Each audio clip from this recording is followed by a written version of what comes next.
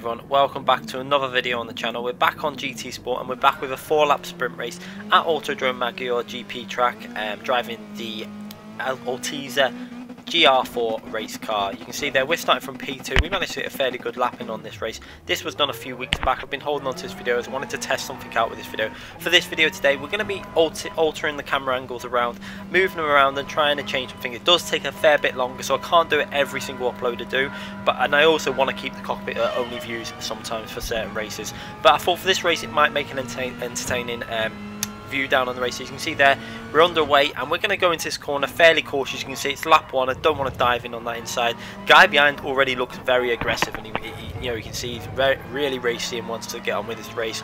We get a really good exit coming out of that corner. The Altis is very good in general coming out of them corners. You can get on the power so early, and it is really fast out of the corners. The only problem that you get with this car is it tends to understeer on some of the faster corners, and then that causes you some issues in certain type of corners. You have to kind of take different lines through the corners to counteract that and really turn the car in early for certain corners. You can see the Audi TT is fairly similar in that the way you have to take corners. You can see the guy behind taking different type of angles into the corners because he's in the 86 GR4, which is really fast. You can see we're going to switch the camera angle to the TV replay cameras as action is really close during this stage. You can see all the cars there coming through the sweeping corners. Very close. You can see the alternative angles I was taking into these corners. The lines are different. This is something that I have to do in the GR4 Altis just to get the speed out of it. We're in the slipstream. You can see there. We're going to pull out. You can see there. We're going to go and try and make a move down that right hand side. The 86 GR4 is also getting in on that action.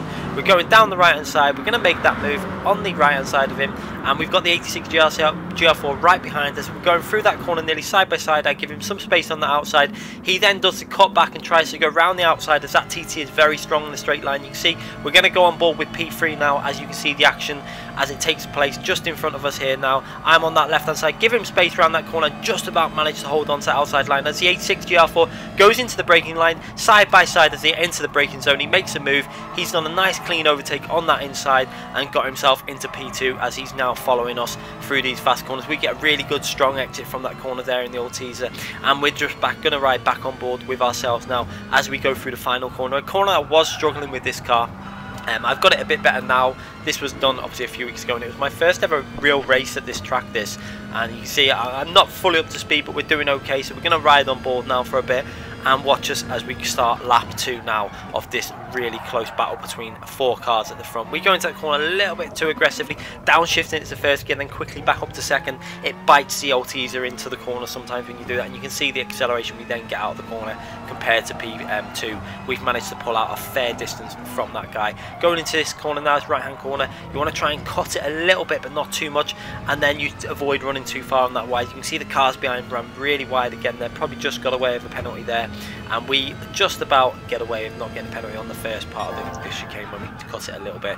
Going through this sector split now, this is a corner I do like doing in pretty much any car I come across. We managed to get a nice clean exit. The 86 GR4, if you look behind in that mirror on the in-car dash, you saw he got a little bit loose on the exit, which compromised him then on the acceleration zone.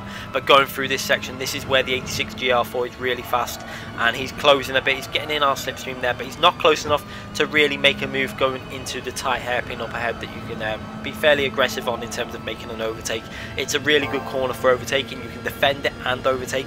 It's just a nice corner to be able to take many different lines through it, and it really does provide great racing. You can see now going into the tight corner, we take it fairly, not pushing too much. We do push it a fair bit, but not as much as we could have done, and the guy behind's getting really close. You can see P3 also getting on the action there, really close between this top 3 here now as we go into the end of lap 2. You can see the action, look how close it is between top 3, all 3 cars really close. He's going defensive in the 86 GR4 as he thought the Altis behind him was going to make a move. He's in the sandwich of 2 cars there, both the same cars. We're both Altis, it's P1 myself and P3 the Altis as well, and then the 86 GR4 in P2 there.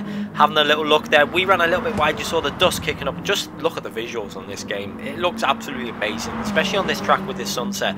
We go around that corner, don't get the best exit. I went to go defensive straight away. You can see I went to go defensive. He was on my left, so I had to back out of that defensive move, and now we're going to have to try and hold it around the outside going into turn 1. We're going to brake really late and try and hold it around the outside, but then P3 brakes really late, pushes us onto the dirt. We have nowhere to go. I give him a little tap there, but there was not much I could do. He drove into that corner really aggressively and actually pushed us off the track slightly, but not much I can do there. We'll go back and have a look at these incidents at the end of the race and just show you what I'm talking about there, where he just went into the corner really aggressively. So going through that corner again, they all run really wide there. P1 run very wide. I wouldn't be surprised if he got a second penalty for that at least.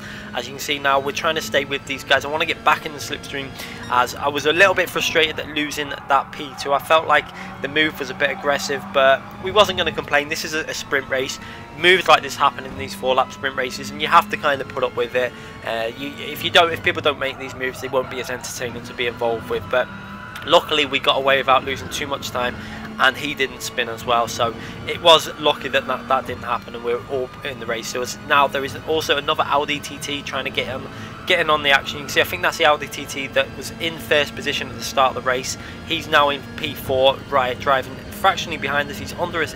He's 1 second behind us, so he's trying to get closer into the action for the final lap. As you can see up ahead, the old teaser wants to make a move around the outside. He tries to do the cutback to get a better exit on the corner. He does that, and he's got a good run on that right hand side. Now that Toyota 86 is going to struggle up this hill. It's not the fastest car. The old teaser's on the right hand side. It looks like he's got the inside line for that corner. The 86 is going to try and hold it on the outside. He runs wide, skims the wall, just about manages to hold on to that car, and that brings us back into the action now as we get back into the slipstream of Diesel Z in that 86 GR4, and then in P1 ART there, just holding on to the first position after that nice move he made. That was a really clever move he made into that corner, running wide, giving himself a wide angle, and then able to get on the power really early.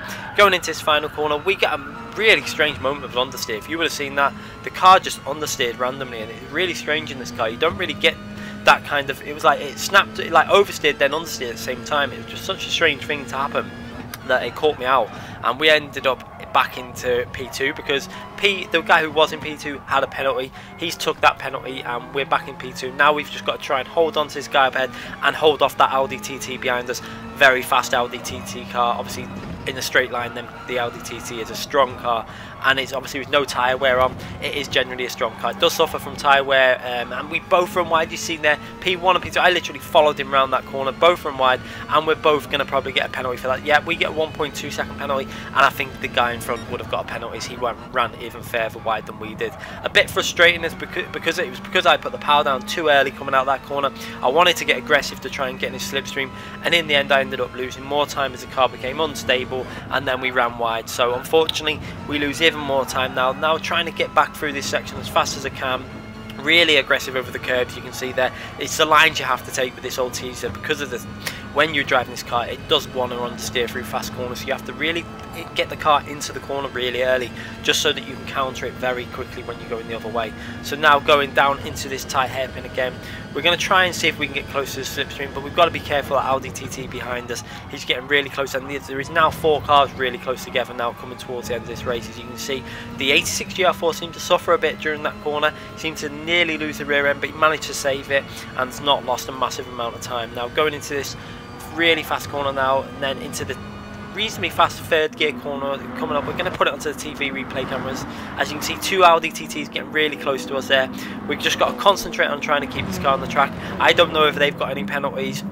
We've obviously got that 1.2 seconds worth of penalties, so it's not looking good at this stage. We just got to try and get it over the line on track in P2, but it's going to probably be relegated a bit. So let's have a little look as we go through the final corner. You can see all 4 cars coming around that final corner really close together, and we're going to go over the line in P2. We managed to hold off the TTs, but then let's have a look as we go over the line. Going to go on board with the car, and we'll see we got dropped down to P4. Diesel, the guy who came first, got dropped down to P3 with the penalties, and then I think the actual winner was a guy who came 4th possibly there. So just a total switch around of positions as all the penalties took effect. But a really enjoyable race to be involved with.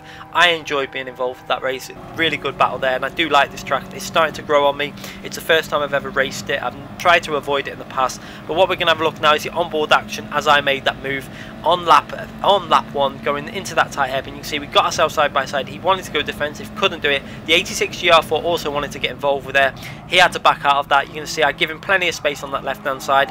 I don't just cut him, cross him, give him space on that left hand side if he wanted to run wide. He then does the cut back, goes around the outside, tries to hold it on the outside and try and get the inside line for this corner. We managed to just get ahead, and I give him enough space there without cutting him off, and then hold the line as well. We did really well to hold that P1 there. And then the 86 GR4 side by side going into the braking zones, got himself into P2, and then he makes that move to stick, and he's up to P2, and the guy who's in the lead down to P3. So this is the move that he made then going into that corner. He didn't really give me much space.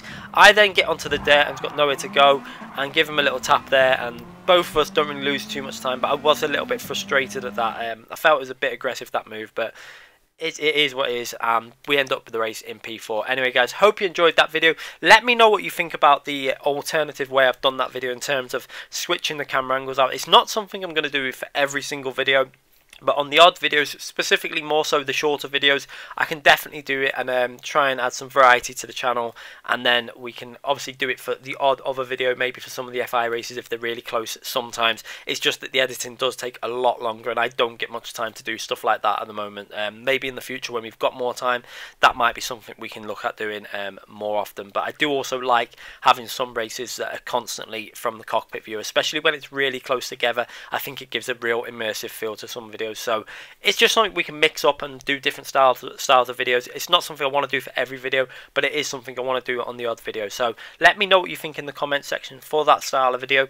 Obviously this is just a test run. I didn't spend ages editing that together. I just wanted to get an idea of how I could do it without taking too long. It is a little bit tricky to get the audio all matched up, but I think we've done an okay job on that, and hopefully you guys enjoyed it. So let me know, and I'll be back with more videos very soon on GT Sport, Assetto Corsa and Project Cars 2. And make sure you sub the channel if you haven't already subbed. Click that notification button so you don't miss any future videos, and we'll be back very soon. Thanks again for watching, everyone.